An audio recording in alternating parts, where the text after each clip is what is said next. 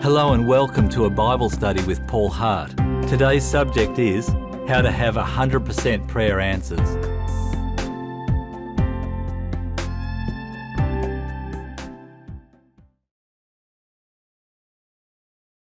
Now, another set of methods that the Lord uses is to use the believer in the power displays of the Holy Spirit. These are called gifts in previous scriptures, but the best word is the word of the use, manifestations of the Holy Spirit. It's meant to be shown in us. As needs arise, we need solutions as well. And so far we have pointed out what the believers individually and together can do, albeit under the Holy Spirit's direction, as we ask, seek and knock in those circumstances. The Holy Spirit wants to show himself and display his powerful presence in each believer for the benefit of all. In his foreknowledge of the need, the Holy Spirit is already preparing the believers and his servants with the communication of his power to meet that very situation. That so few are truly presenting themselves to be used as a channel of blessing in the church is a serious problem for the church worldwide today. How far has it fallen from the early church practice? Let's read 1 Corinthians chapter 12, verse 1 to 11. Now about spiritual gifts, brothers, I do not want you to be ignorant. You know that when you were pagans, somehow or other you were influenced and led astray to mute idols. Therefore I tell you that no one who is speaking by the Spirit of God says, Jesus be cursed. And no one can say Jesus is Lord except by the Holy Spirit. There are different kinds of gifts but the same Spirit. There are different kinds of service but the same Lord. There are different kinds of working but the same God works all of them in all men. Now to each one the manifestation of the Spirit is given for the common good. To one there is given through the Spirit the message of wisdom, to another the message of knowledge by means of the same Spirit, to another faith by the same Spirit, to another gifts of healing by that one Spirit, to another miraculous powers, to another prophecy, to another distinguishing between spirits, to another speaking in different kinds of tongues, and to still another the interpretation of tongues. All these are the work of one and the same Spirit, and he gives them to each one just as he determines.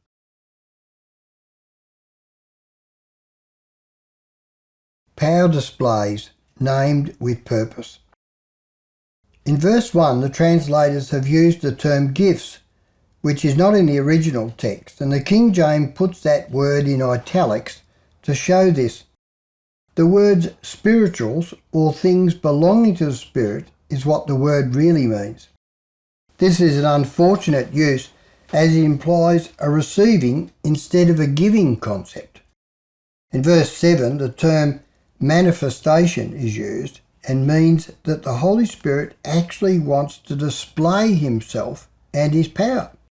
Not the inward-looking get or receive mentality, but the outward showing of the Holy Spirit's power and presence for the good of others.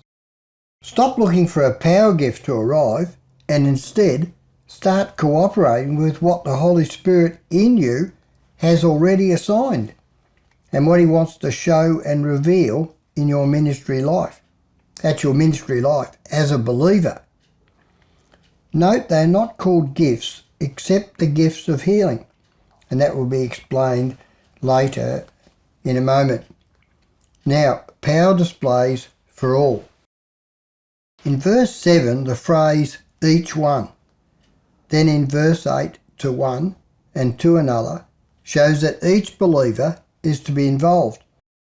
And if after the displays are documented you are still doubtful, the Holy Spirit in verse 11 gives Paul the repeated emphasis that the same Spirit gives to each one just as he determines. No cop-outs here or excuses. This list of power displays is meant to be spread across the whole church and every member. We all have under the Spirit's assignment a particular power display and more probably a number of them which is a part of the Holy Spirit's cluster in you. Another will have a different grouping and also different ways of working and life settings, and together we carry the work of the Holy Spirit forward in effective prayer and power. Now the power displays are for blessings, solutions, encouragement and guidance. Firstly, the word of wisdom. It is simply a wise word from God sent miraculously to a person to share into the situation of need and confusion. It's not for yourself, it's for someone else. You might have just a simple, wise word that will miraculously solve the particular problem or what to do about it. A word of knowledge. A piece or fragment of God's knowledge given without learning, quite miraculously. You did not and could not know, and no one told you. Faith, a supernatural moment of great faith, coming for a moment to accomplish a specific act or meet a specific need. Then there are gifts of healing. The Spirit releases a moment of healing as a gift to be carried to its intended recipient or recipients who are in need. The word gifts or charisma is used as these are gracious favours from the Master. Miraculous powers. This is the effective working of power to the situation of need. Prophecy. The Spirit giving God's words for the moment, mostly to encourage, but sometimes predictive with guidance. It is and must be testable. You test it, as are the results of all these displays of His power. Then there's discerning of spirits. A clear and detailed discrimination, discerning, revealing and judging between spirits, mostly evil. Tongues and interpretation, equaling prophecy and must work together. Now the power displays how to start or refresh your experience in God. Open your arms wide, just like this, and say, Holy Spirit, here I am. I let you show yourself through me. Train me, and as you speak, I will obey. He is a gentleman. Do not be grieved by saying no any longer. In these Bible chapters, we are encouraged to desire and seek the things of the Holy Spirit.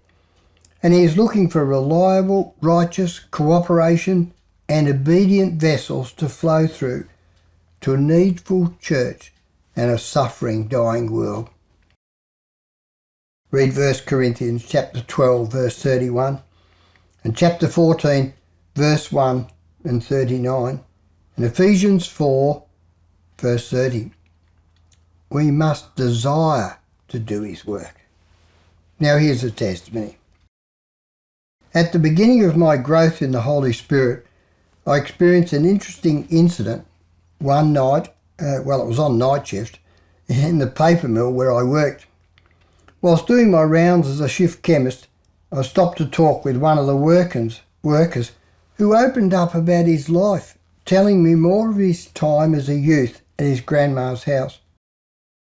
Having flu on one occasion, she mixed him up a drink which gave him a great lift, and the flu dissipated very quickly.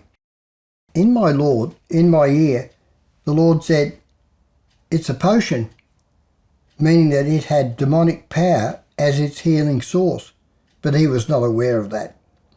As the conversation unfolded over a few nights, he revealed a whole sequence of occult events he had witnessed in her house, confirming what the Lord had said to me. Much later I was able to share that and pray with the young man, and the result of that will only be known in heaven. We must begin somewhere in our ministry journey, and this revealing of things connected with the kingdom of darkness has continued and deepened in me, where today liberty and victory have been achieved for many. The Holy Spirit will train and lead us, so don't be afraid. Just say, "Here I am, Lord."